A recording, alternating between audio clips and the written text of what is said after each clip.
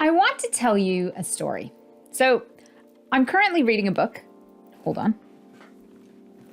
This one, The Practice by Seth Godin.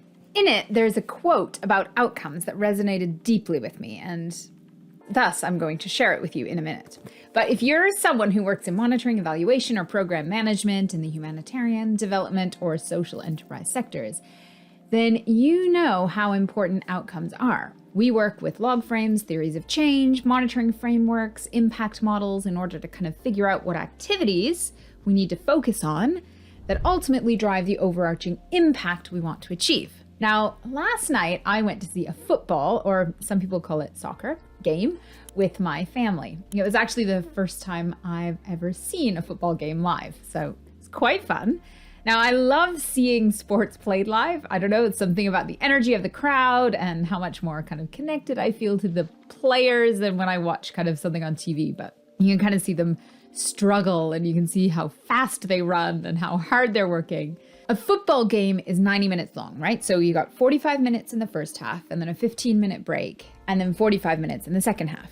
Now, we were at 86 minutes into the game, so 4 minutes until the end, and no goals had been scored. The first half was dominated by the away team, okay, the other guys. But somehow our home team got lucky and no goals were scored in that first half against us, fortunately. But the second half, our team was dominating, so they were pushing and pushing and pushing again and again, trying to get that ball in front of the net and get it in. And as I watched these players, I thought to myself, these guys are focused on outcomes too. Okay, only probably me was thinking about log frames and theories of change as I was watching a football game, but that's the way my brain works, and that's why you're getting a YouTube video today. But in fact, there's kind of a really interesting analogy here. Okay, so I'm gonna come back to the rest of the story in a moment, so hold tight. But first I want you to see how this is similar to the nonprofit programs we run. So just like in the aid and development world, where we run programs day in and day out, we strive for improved metrics at the end of the project, these football players practice and practice and play, and they play numerous games, and they strive for an output of a win, okay? So they start with activities, the things they do.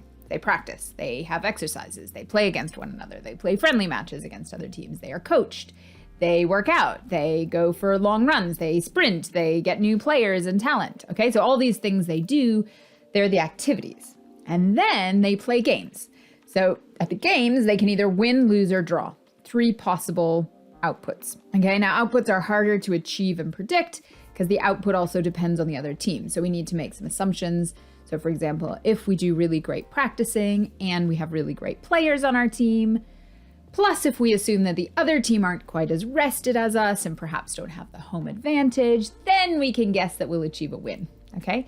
So the thing is, there are so many teams and these people are all amazing athletes, and the practice they put in, the coaching they receive, it's designed to kind of propel them forward. So at the end of the day, you can see that often the end result kind of depends on a luck factor. So maybe the ref was a little lenient towards one team, or an injury took out a key player, or all of a sudden a goal chance opened up, okay, that they didn't know was going to happen. Okay, so we've got a little luck in there as well. Anyway, at the end of the entire season, they hope for enough accumulated points to achieve the outcome. Okay, so what I'm calling the outcome kind of being promoted into a higher league. So if you get to the top of the ranking table, you get to promoted into the next league up, okay? Now again, each team will be trying to achieve as many wins and goals as possible through the season so that they achieve the outcome of being promoted into a higher league, okay? So there are lots of other assumptions and hopes and luck factors all through the season, okay? So you've also got to hope that the other teams lose or draw a few games, you know, blah, blah, blah. Anyway, you can probably tell I'm not a football expert. However, my husband follows it and I get to peek over his shoulder as he looks at the ranking tables and he always shares with me the kind of amazing comeback stories and kind of fascinating little anecdotes here and there, the possibilities. So I get to kind of experience it through his eyes. Now I'm kind of missing, in my analogy, impact. So what would kind of be beyond outcomes, or what represents the ultimate impact of, you know, a football team, if we're kind of pretending that they have an age or development log frame. That's something I'm going to have to defer to the many football fans out there. What is the ultimate impact? Is it getting to the top of the top league table? Is it winning a trophy? Anyway, back to the football game that I went to see with my family yesterday. We were at 86 minutes and all of a sudden there's one lone player with a ball at his foot, meters away from the net, and he kicked it in. And it was glorious. We all jumped to our feet. We cheered. We were excited. My husband shouted so loud he lost his voice. Our team had moved into the winning position. Fans around us started kind of ridiculing the other fans. The tide had turned. The output of a win was no longer an assumption. It was becoming close to reality in my imaginary log frame. Only 3 more minutes were left in the game, and we were kind of tasting victory.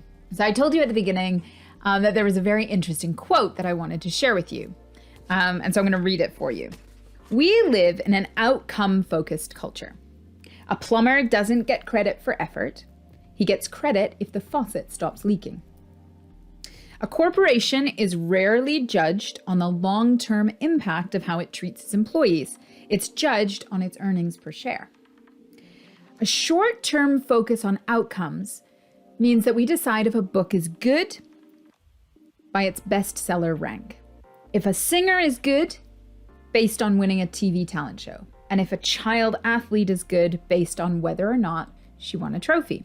Lost in this obsession with outcomes is the truth that outcomes are the result of process.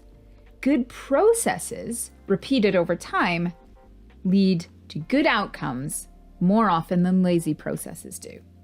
Focusing solely on outcomes forces us to make choices that are banal, short-term, or selfish. It takes our focus away from the journey, encourages us to give up too early. Now, 2 things really stuck out to me. First of all, he said that a focus on outcomes is short-term thinking.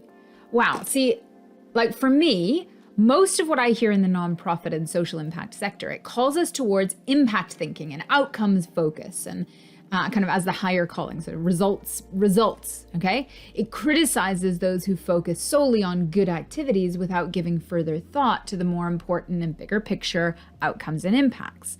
So truthfully, this is how I have been taught. And when we talk about data, okay, I talk about data a lot here on this channel, Humanitarian Data Solutions.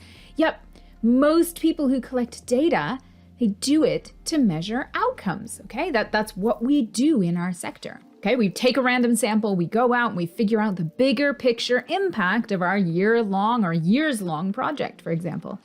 And here's where it goes wrong. You see, understanding our theories of change and understanding our log frames and impact models, those are super important. However, from all I know and all I've seen, those impacts, they don't happen overnight. They take years of commitment. They take years of repetitively doing good practices. They take professionals who are dedicated to excellence in their work. Good outcomes are more likely to happen if you repetitively and consistently do good processes. The second thing that stuck out to me, yes, is this just obsessive focus on processes and practices? And that's kind of where I want to land today with you.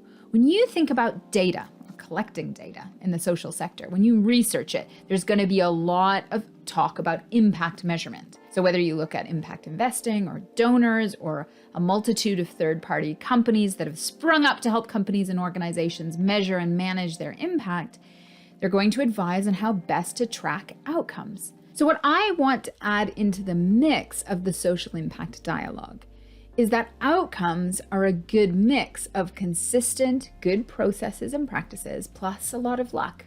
If you don't reach your outcomes, does that mean your practices and processes weren't good?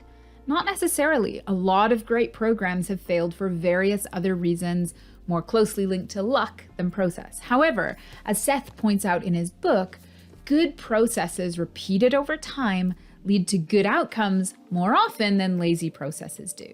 So let's start here. Let's think first about data that has to do with good processes. You need data that informs your program operations. When you use KoboToolbox, Power BI, ODK, ONA, etc., Use them first to measure your processes, your activities, your practices, your operations. Get your team functioning well. Then let the outcomes worry about themselves, okay? I know this is easier to say than to implement because funding is so driven by outcomes, driven by short-termism, but we must find a way to be driven by long-term implementation of excellence. People living in extreme poverty deserve excellence in their day-to-day services from us. People affected by crises, whether man-made or natural, deserve this long-term focus from us. And you deserve to give yourself the chance to do excellent work every day without the fear of short-term outcomes hanging over you. Measure what you do, measure your activities, and strive to make the metrics of those activities improve over time, okay? Then you'll see over time that the impact will most likely follow. Today, not tomorrow, nor the day after, you will never have control over impact. All you have control over is your daily commitment to show up, to do your best, to sometimes fail, to learn from your mistakes, and to get back up and keep going tomorrow, but just better. That football team, they won the game last night. Yeah, they won. Did it make them better than the other team? Nope. Actually, the other team was higher in the league table than they were, and they still are, okay? Both teams are good. Both teams have had a bit of good luck and a bit of bad luck. What makes them competitive isn't that they won a game. No, it's that today, the next day, they keep going out to practice. They show up again and again so that maybe, just maybe, luck will be on their side more often. So let's do that. Let's walk side by side. We are professionals committed to good practice over and above perfect outcomes. Day after day, let's focus our data as much on our processes as we do on our impacts. Maybe more on our processes. And maybe, just maybe, we'll be ready to take advantage of a bit of luck that comes our way. And we'll get the chance to see amazing outcomes prevail on the issues we care so deeply about. If you either agree or disagree, or want to continue the dialogue, please drop a comment below. I'd love to hear your thoughts.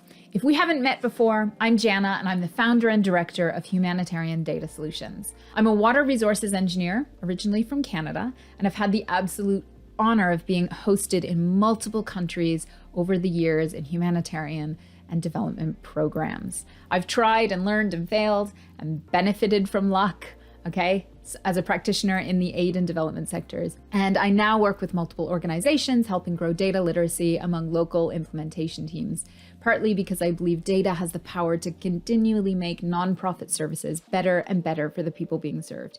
And partly because I believe data skills like data collection and visualization help shift power dynamics and decision-making to local teams. I'll leave a link in the description below if you'd like to enroll your team in an upcoming cohort of learners. Please do reach out to me if you want to speak more. I'll see you next time. Bye.